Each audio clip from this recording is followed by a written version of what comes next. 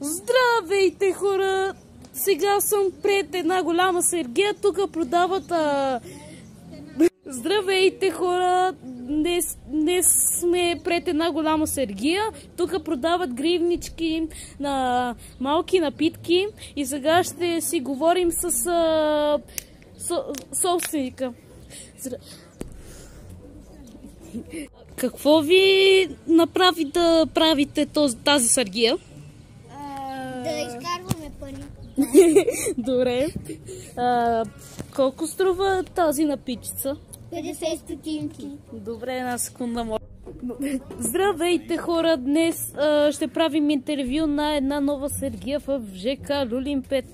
Ето ги и собствениците. Какво ви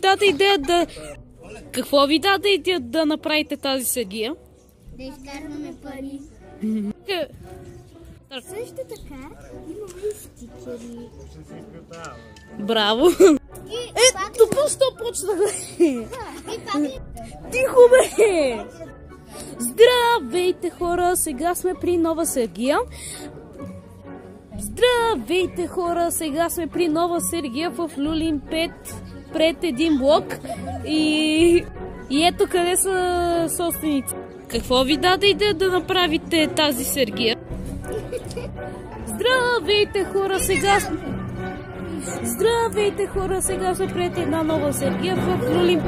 Айде, тихо, бе!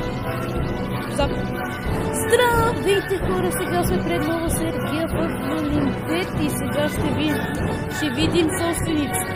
Здравейте, хора! Сега сме пред нова сергия в Люлин 5. Сега достигнем до тях и сега ще ви покажа собствениците на тази сергия.